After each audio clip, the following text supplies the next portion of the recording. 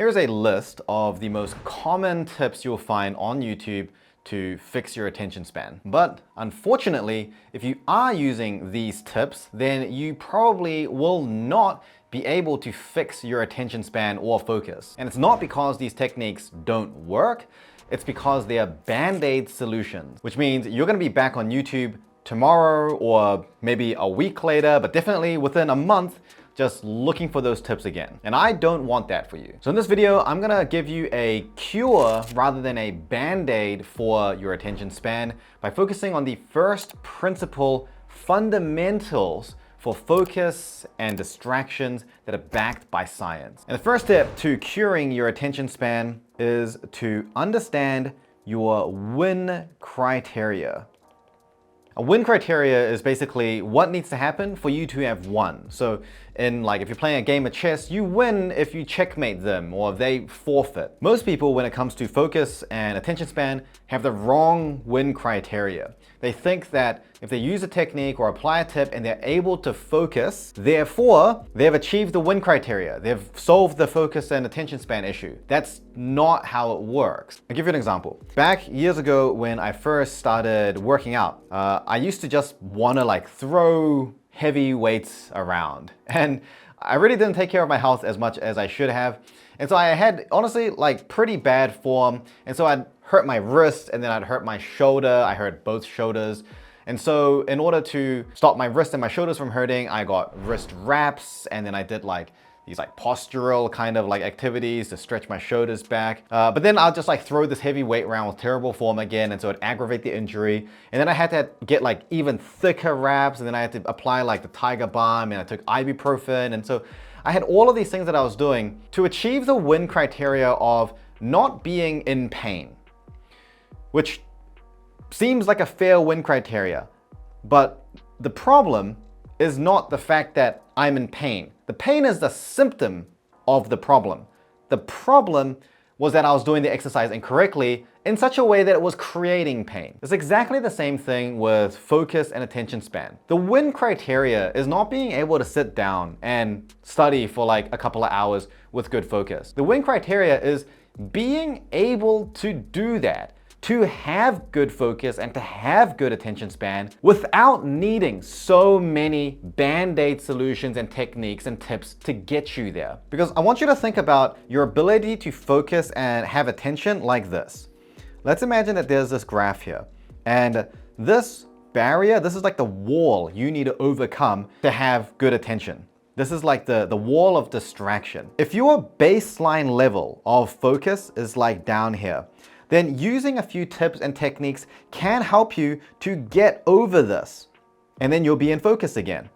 But it means that every single time you need to sit down and do something, you need to use all those techniques to get you over that wall. The better solution is just fix our innate ability to focus so that we don't even need the techniques in the first place. It's about permanently improving our attention span rather than temporarily elevating our attention span. And if you're already feeling this, you need even more, you're doing all these tips, but you still need even more and more and more, and the effectiveness of these tips is fading away, then it's very urgent that you work on this and you actually improve your innate ability. And it's urgent because step 2, you gotta understand the rules of the game that we're playing here.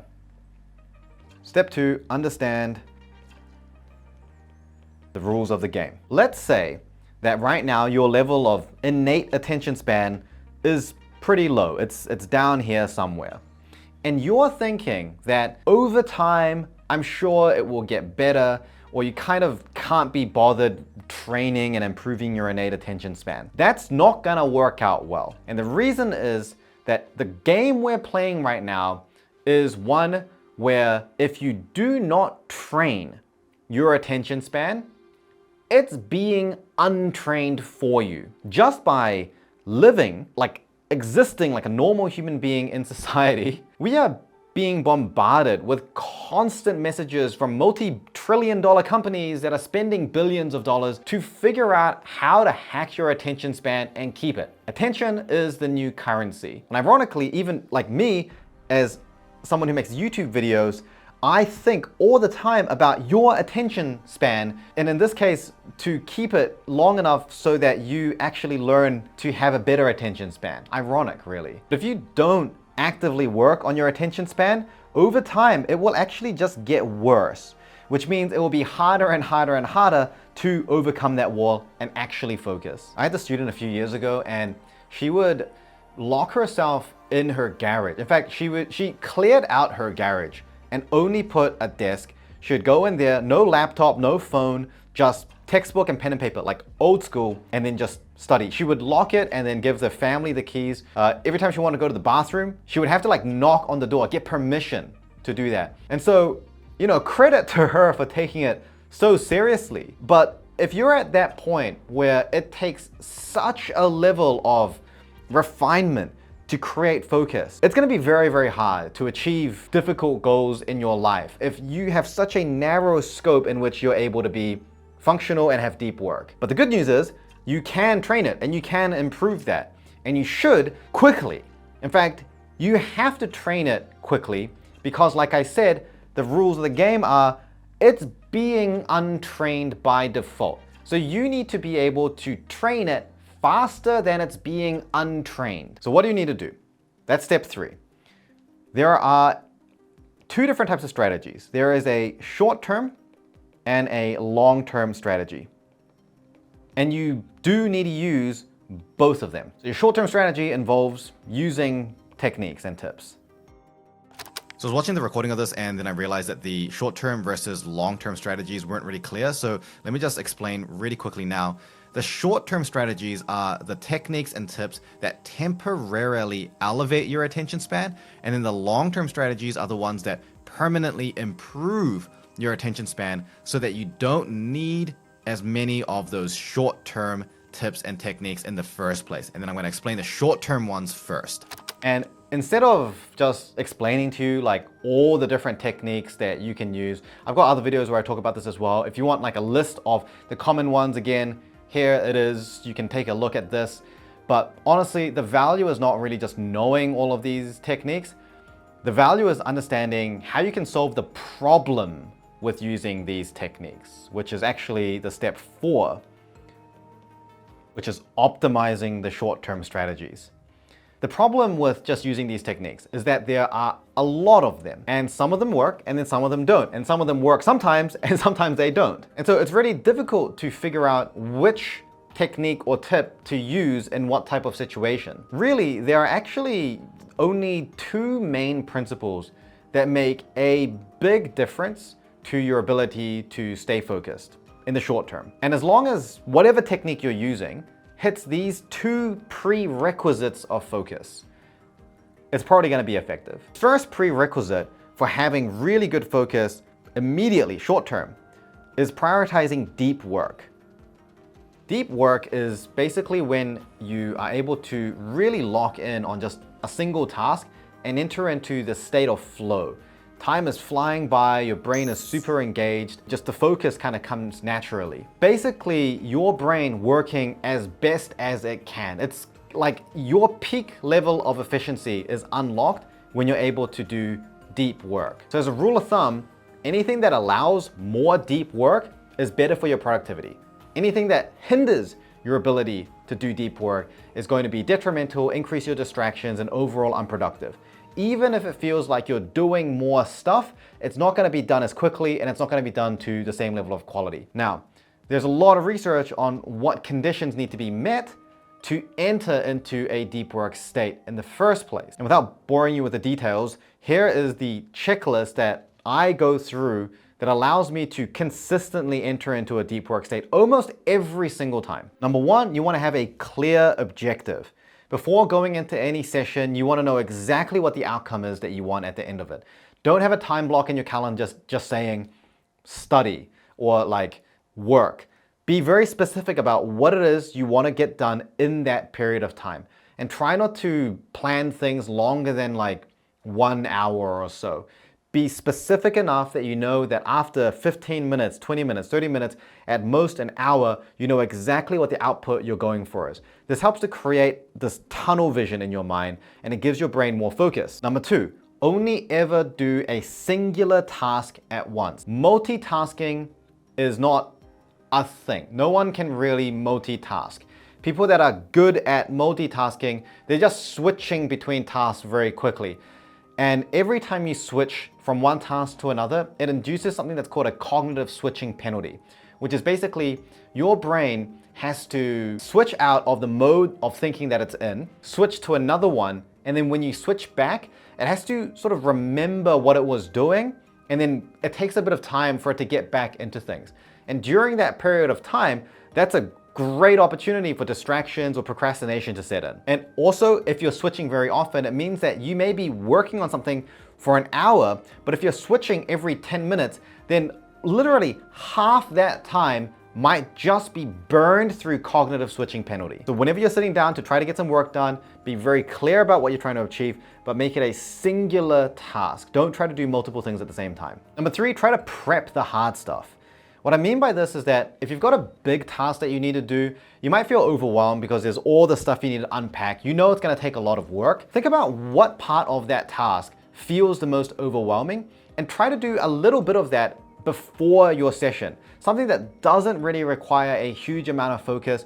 It could just be planning out a few things, collecting a few resources, the stuff that you know is going to make it easier for you to jump in and do the task when you need to, by reducing how overwhelming it feels and just creating a nice sort of package. You're gifting your future self with a head start. There's also this thing called the Zeigarnik effect. I might be pronouncing that wrong, but it's basically this phenomenon where the brain finds it easier to complete tasks that we've already started. So by taking that big overwhelming task and starting it in advance, we are activating this Zeigarnik effect and making it more motivating and more likely for us to finish that task. And the final one, which this is gonna sound a little bit strange, but it is plan to start, not to finish. What this one means is that when you have a big task, you know that that's gonna take a lot of work. And so already your brain looks at that as a big piece of work and feels less motivated to try to do that. It's always looking for a shortcut. And so if we just plan to start,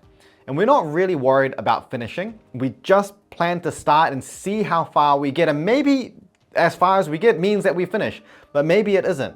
Then what that does is it means it's easier for our brain to get into it because it knows that it doesn't have to commit to this huge, big amount of cognitive resources. So what that means is that 2 things. First of all, we're more likely to just get into it without procrastinating. But second of all, because we're getting into it and we're meeting the other checklist, we are able to enter into this deep work flow state, which means our brain is operating very, very efficiently. So even if we don't finish it, what we were able to complete is probably the best we would have been able to do anyway, because we're using our brain as efficiently as possible. And a lot of the time when we do get into this flow state, it's so easy just to get through work that we can finish it. There are times where I've blocked out like 3 hours to do something that I thought was gonna take a long time. I followed this checklist, I just planned to start, and I just finished the whole thing in like 45 minutes. Never underestimate how much you can get done when you're in a state of flow. Now, this was the first prerequisite. If whatever technique and other tip that you're using helps you to meet this checklist and gets you into deep work states, it's a good one. There's another prerequisite. The second one is to always front load. Front loading basically means setting yourself up for success. There was a study that was done a long time ago looking at the brains of people with really great discipline and motivation versus people without great discipline. And what they found was that the brain activity of the people who were really, really disciplined wasn't really innately that different from the people who got easily distracted. What they found was that there was a characteristic behavior that people with lots of discipline tend to do, which is that they will use their time in advance to set themselves up for success later. For example, if you want to go for a run, then don't hide your running shoes and your running clothes like in obscure parts of your wardrobe.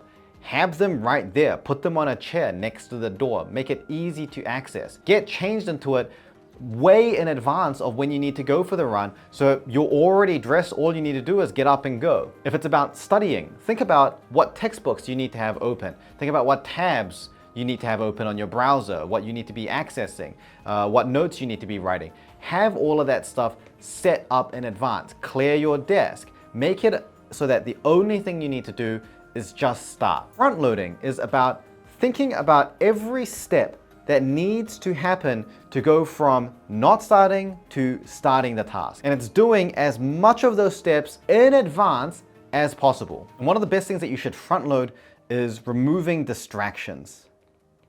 Most of the time, you can anticipate what things are going to distract you. If I'm sitting here trying to work and it's loud and people are talking, that's going to distract me. That's going to pull me out of my deep work. So that means that I should have my headphones next to me, available. I should know what app or what I'm going to listen to block out that distraction. If I know that there are people that might come in and disturb me, or people that might message me, I'll put my phone on Do Not Disturb, or I'll put my phone somewhere else. These are all the things that individually people could think of as tips or techniques, but it's personalized for everyone. Not everyone needs a nuclear option of removing every single distraction around them to be able to focus. And sometimes it's not realistic. All you need to do is just think about what are those distractors that I can anticipate, that I can predict that are likely to come up, and what can I do in advance so that those things are blocked off. And it's not enough just to do them in advance, you have to do them far in advance. If you're trying to deal with all of this stuff at the time you need to do the activity, that's where you're gonna get higher likelihood of procrastinating or not being bothered or following through with the task. Get all that stuff done the day before, the night before, the week before, so that when it comes time to you actually having to sit down and do it, there is nothing stopping you other than just a tiny little bump of motivation and focus that you need. So that was the short-term strategy. What about the long-term? Step 5 is about doing the long-term stuff. And if you do step 4 and optimize the short-term in terms of deep work and front-loading, and you train your innate ability with step 5, you will solve the focus and attention span issues for the rest of your life. So how do you actually train your focus? I want you to think of focus like a muscle, and we're gonna call it the focus muscle. If you go to a gym and you wanna train your physical muscles, you need to pick up some weights. And that weight is relatively heavy. There's no point going to a gym and then picking up like a singular speck of dust. Okay, you're never gonna grow any muscle that way. It's the same thing with focus. To develop our focus muscle, we need to put it under some load, some pressure, something that's challenging. Not so easy for it to be meaningless, but also not so challenging for it to be impossible. And you don't even need a gym membership to train your focus muscle. In fact, there are only 3 things you need to meet to be able to train the focus muscle. Number 1 is target, number 2 is time, and number 3 is intensity. The target just means you need to have a target behavior or target sensation that you're focused on. The overall idea is very simple. You're gonna give yourself one target and try to direct your brain to focus on that target at all times. So a really easy target that's used a lot in lots of different types of practices is breathing. Just take slow, deep breaths and try to focus purely on the breath, coming in and then going out. It seems simple, but it is extremely, extremely difficult, partly because the act of breathing in itself is not very engaging. It's like innately a kind of boring thing to do. So by picking that kind of target, it means that it increases the opportunity for ourselves to get distracted.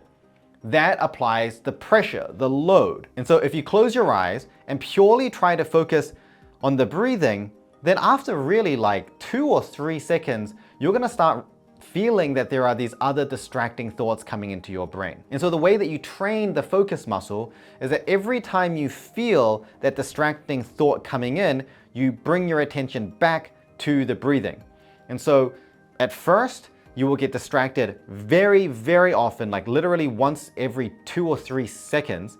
It will take you several seconds to even realize you got distracted in the first place, and it will take you several seconds to try to bring your focus back. And as soon as your focus is back, 2 seconds later, you're distracted again. That's very normal. And what that means is that you're getting really good quality repetitions in. You're getting really good training for the focus muscle. And so when you have that target, the next thing that you need to do is just have more exposure time. So if you think about every time you get distracted and then bring yourself back as one repetition, that might take you 20 to 30 seconds. So we want to do a number of those repetitions. Normally, about 20 to 30 minutes a day means that you can see results after a month, but even 20 to 30 minutes is quite daunting for a lot of people. So if you can just do like 5 or 10 minutes, as much as you can, then it's better than nothing. And the time is necessary because our brain will not actually rewire itself if it doesn't have enough consistent exposure. We actually have to forcibly put our brain in enough level of discomfort for a long enough period of time that it will rewire itself. If we only give ourselves a tiny little bit of that discomfort from that training, like let's say we only do 2-3 minutes a day, that's probably not enough to actually make a difference. The growth in retraining only comes during the period of discomfort. So until you feel that sense of discomfort, the training hasn't really started yet.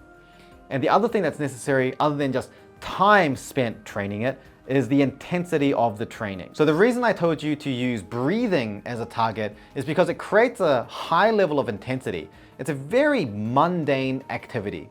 So it requires a high level of focus to stay on it. This is different to, like, for example, playing a game. I used to play a lot of games, and I still do game actually. And I can stay locked in for like hour, 2 hours, no problem. Like I don't even have to try to stay focused when I'm playing a game. That's a situation where I'm technically staying focused, but the intensity is very, very, very low because it's too easy. The load, it's like lifting a feather. And so we want to make sure that whatever we're setting our target at, it could be walking, it could be doing the dishes, it could be gardening or just breathing like I said. But whatever it is, we want it to be something that is simple. It needs to be challenging. And if you engage in this long-term focus muscle training for around about 30 days or so of 20 to 30 minutes a day, ideally, you will start to notice some changes. But because it requires brain rewiring, you won't notice any difference within the first probably 2 weeks at least. It doesn't mean that change isn't happening. It just means that it hasn't happened enough for you to notice it yet. But again, if you want to have a focused life where you're not always getting distracted every single day and feeling like your attention span is getting smaller and smaller and smaller, because it actually is, then you do need to train this, and it has to be an active process. So if you take the long-term strategy and you combine it with the 2 prerequisites of focus in the short-term strategy, you'll be able to not only improve your focus today, but have your focus improving for life, as well as evaluate any tip or technique that you see out there and see whether it's going to work or not for you. Now, one more short-term strategy that you can apply specifically when it comes to studying and learning is to make the activity of studying innately more engaging, therefore making it easier for you to focus and enter into this deep work state. And if you're interested in learning a little bit more about that, then I recommend checking out this video that I made about that topic here.